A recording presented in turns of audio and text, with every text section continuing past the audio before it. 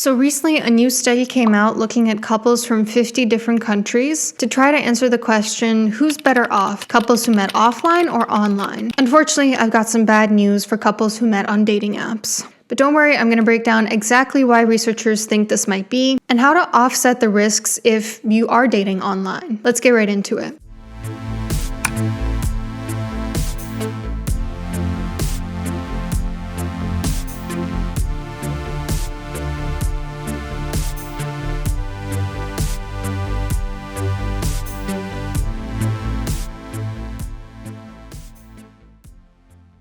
So in the mid-20th century, couples used to meet largely based on geographical proximity and social group. 30% met through friends, 27% through family, 24% through school, 13% at bars or restaurants, 12% through neighbors, 9% at church, 8% at work, and 7% in college. Currently, a plurality of people, meaning not the majority but the biggest group, meet through dating apps. 39% of them meet online, 27% in bars or restaurants, 20% through friends, 11% at work, 7% through family, 5% at school, 4% at college, 4% in church, and 4% through the neighborhood. By 2023, 29% of participants across all countries and 50% of those in the US reported meeting their partners online. So over the years, several large studies have attempted to answer the question, how do couples who meet online compare to those who met offline in terms of relationship satisfaction? A 2013 study done on almost 20,000 Americans married between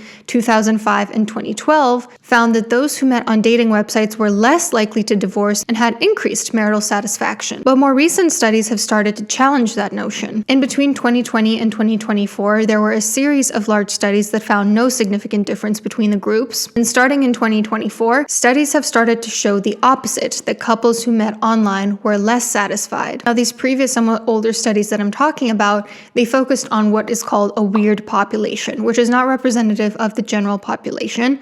And so the current study that we're going to be talking about today wanted to look at a wide range of cultures. So, the current study from September of 2025 wanted to look at how couples who met online versus offline differed in terms of relationship satisfaction and the intensity of experienced love, which are two key predictors of relationship functioning and longevity. The average age of the participants was 41 years old, so the average duration of the relationship was 11 years.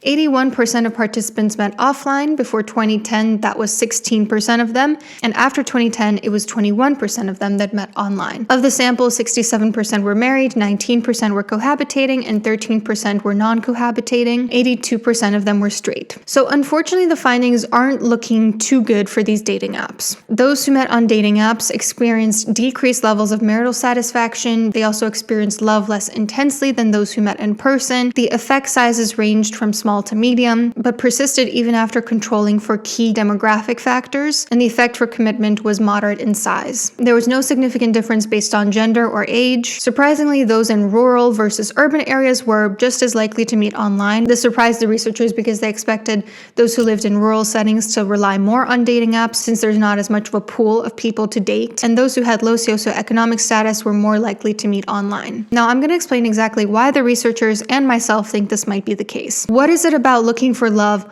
online that might not be a great idea long term? But if you're looking for love all over the world, you're really going to like today's sponsor, Babbel. Babbel is one of the top language learning apps in the world. I've actually been using Babbel to learn Italian for years at this point. In 1.5 years, I've gone from speaking zero Italian to speaking at a level of proficiency that 7 years of French in an international school got me. Sono nati i gattini del vicino. Sono nati I gattini del vicino. I can see exactly how the app is built with educational psychology in mind. Every lesson helps you learn a variety of skills: vocabulary, conjunction, pronunciation, and so on. Voi andiate? Il ruscello.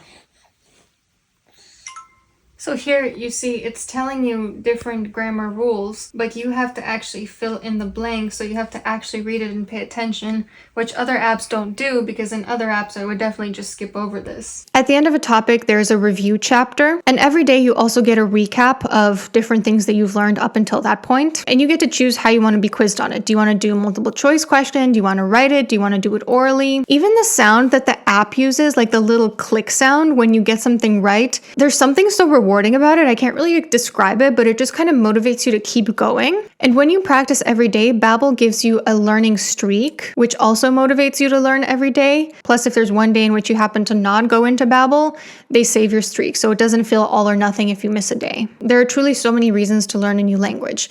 If you just want to expand your mind, if you're moving to a different culture, for work, for family, for school. And Babbel is great because you can do it from the comfort of your own home, on your phone. Just a few minutes a day really adds up. I can definitely attest to that. Plus, if it's not the right fit for you, you get a 20-day money-back guarantee. And since Babbel promises to get you speaking the language in 3 weeks, click on my link to get lifetime access for $199 during Babbel's best sale of the year. And let me know what language you want to learn and why in the comments. So what are the possible explanations for why people who meet online might not fare as well long term? One thing that the researchers talked about is the idea of choice overload, which leads to regret and FOMO. Choice overload is a concept in psychology where you have basically too many choices and you're paralyzed by that choice and you're not always happier when you end up choosing one of the choices. Regret is pretty self-explanatory. It's when we wish we'd taken a different path or chosen something else. On dating apps, there is this perceived overabundance of options. And if you're always thinking in the back of your head that there is this overabundance of options, that there might always be something better out there,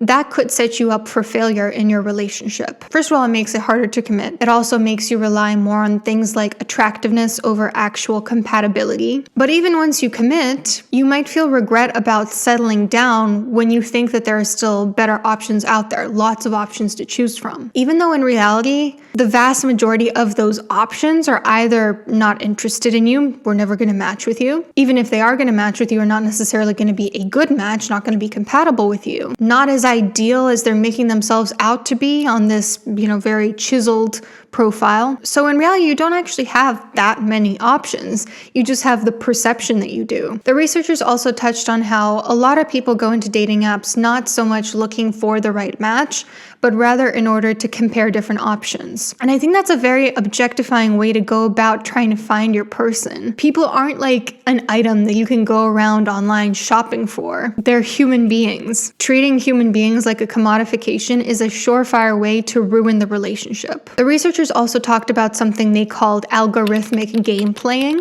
which is when people try to put their best foot forward on these apps to sort of win the algorithm. They post the most flattering photos, the most cutesy bio, they have these pickup lines that they just reuse on every single person. You're not going to find the best fit for you by pretending to be this idealized perfect person. The researchers also talked about how a lot of online dating uses deception as the norm. 53% of people lie, usually about their age, their height or weight, their job or income, which is a great way to get short-term matches and long-term failure when the other person realizes that you lied to them. Not only did you show that you're dishonest, but you also maybe don't have what they thought you had to offer. The researchers also suspected that lack of similarity, what is called in the literature homogamy, might be at play. People who meet on dating apps tend to be less similar in terms of education, ethnicity, social status, religion, which, according to the researchers, makes it harder to build shared routines, gain social approval, or align values. So that could definitely also be a factor. But honestly, my own theory, my own explanation for this is a little bit different. I think that the rise in hookup culture plays a big role here. The 2013 study that I mentioned, who found that those who met online were happier, remember those couples married, not even met, but married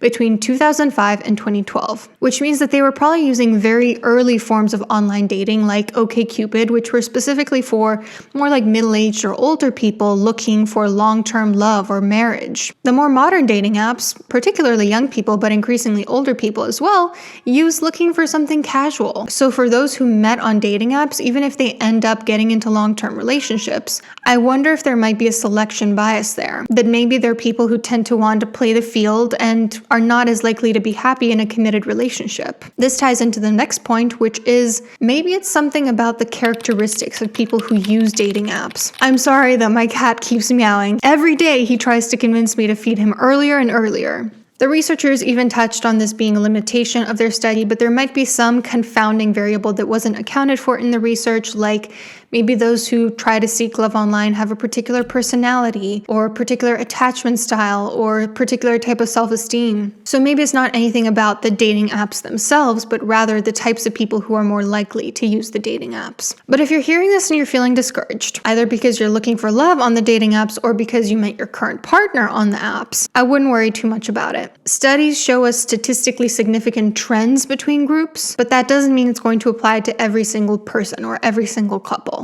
There are still people who met through dating apps who end up even getting married and are very happy. I even know some of them. The key is to mitigate those possible disadvantages of using dating apps. Make sure you're focused on looking for someone who has shared values, similarity to you, a genuine connection, rather than who's got the best profile or going on superficial things like attractiveness, because those are the things that will actually predict whether a couple will stand the test of time. Also, remember that even if it might feel like you have an overabundance of options, it's quite rare to actually find someone who's a good match for you. So if you found someone who you really connect with, who you really enjoy spending time with, don't worry so much about what else is out there. Also, if you're going to use the apps, don't play games, be honest. I regularly look at what interesting new studies came out as topics for videos, and when I was trying to decide on a research study for today's video, I found another one that was really interesting, which basically showed that in couples, honesty is always the best policy, even if it's not what the other person wants to hear. Even if it's something that's going to be hard for your partner to hear,